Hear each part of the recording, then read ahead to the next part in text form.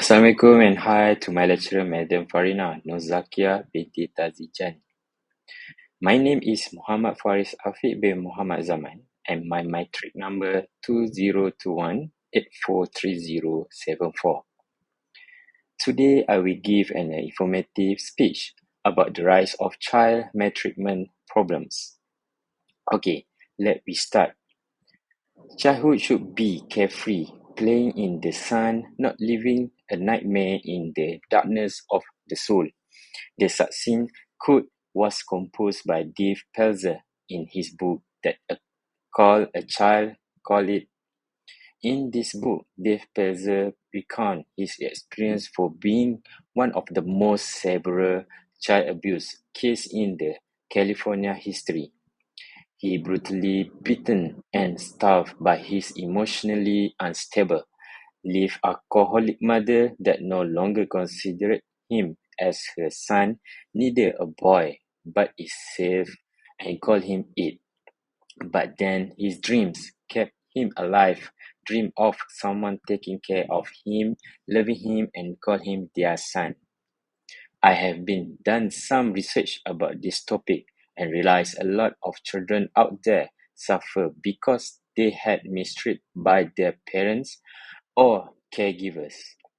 These children had to be a victim to their violence for release anger, do their work, or something that gave much pressure or stress to them.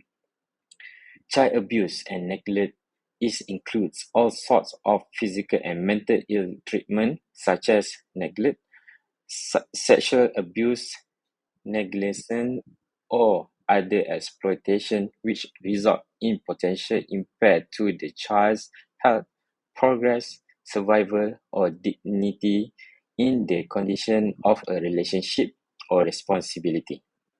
Maltreatment causes stress that is related with disruption in early brain development. For example, these children suffer for perpetrating or being a victim of violence, depression, smoking, obesity, high-risk sexual behavior, unintended pregnancy, and alcohol and drug abuse. In the future, they will be vindictive and violent if not given a restraint at the first place. Today, I would like to share with you about the rise of children maltreatment problems in terms of how this problem happen in our society, recognize the different type of child abuse, consequences of maltreatment, risk factor and how to prevent. As you can see from the line and bar chart, based on Child Trend article, Figure 1 depicts the movement in number and rate of child maltreatment case from 1990 to 2017, while Figure 2 showed the number of cases of child abuse in 2018 by age of victim. According to the Figure 1, number of child maltreatment cases descends gradually from 861,000 in 1990 to 674,000 in 2017. As for Figure 2, number of cases of child abuse or maltreatment in 2018 rose by 4,000 rounded victim from the amount of cases in 2017. From 1920 to 1994, the number of cases of child abuse or neglect that were either substantiated or indicate increased until reaching a rate of 15 per thousand children under age 18 in 1994. Thus, from 1994 to 1999, the trend inverse, with the number of cases dropping to 829,000, a rate of 12 per thousand in 1999. The number of cases rose slightly from 1999 to 2001, then it leveled off until 2006, with the rate staying constant throughout that period. After a sharp drop in both rate and number of maltreated children from 2006 to 2007, the number and rate of maltreated children continued to decline until 2012, when both began to rise again. In 2017, there were approximately 674,000 maltreated children substantiated in the US, a rate of 9 per thousand. As for 2018, the number of children that are abused is constantly increasing. Around 678,000 children were determined to be victims of maltreatment, up from 674,000 rounded victims in 2017. Moving on to my next chart, which I wish to further tell you on the statistic behind abuse. Based on the pie chart, there are several types of abuse or maltreatment that occur to children.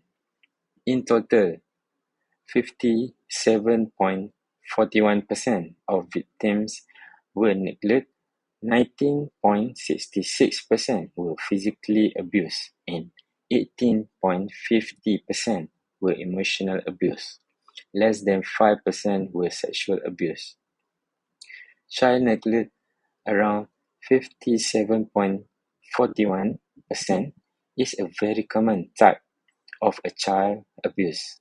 It is a pattern of failing to provide for a child's basic needs, which include adequate food, clothing, hygiene, or supervision. Child neglect is not always easy to spot. Sometimes a parent might become physically or mentally unable to care for a child, such as in cases of serious illness or injury, or untreated depression or anxiety.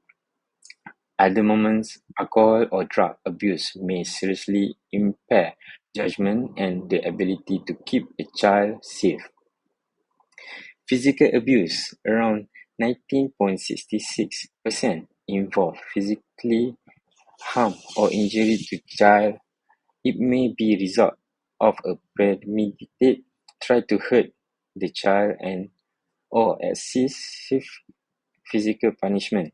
Many physically abusive parents insist that their actions are simply forms of discipline to make children learn to behave.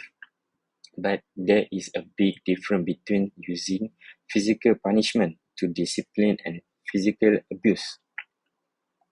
As for emotional abuse, around 18.50%, contrary to some people believe, words can hurt, and emotional abuse can severely damage a child's mental health or social development, such as the parent's frequent yelling, threatening, or bullying.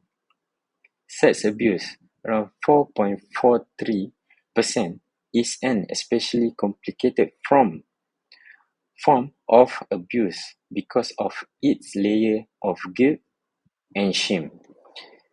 It is important to recognize that sexual abuse does not always involve body contact. Exposing the child to sexual situation or material is sexually abuse, whether touching is involved. In conclusion, children are supposed to be cared and raised in a good and positive way so that they're able to become a good or successful person in the future, not with violence, mistreated, or any kind of abuse toward them. Parents should carry love, moral value, life skill, knowledge, traditional, and so on to the children all the time. Therefore, these children will know their existence is important to their parents or to the people around them. There are two recommendations that I would like to share with the audience about the prevention of child abuse. Firstly, home visitation programs should be particularly encouraged for first-time parents living in social settings with high rate of child maltreatment reports. Next, as for caregivers, parents must be aware by choosing a child care center that have registered with a trained caregiver. Thank you for listening.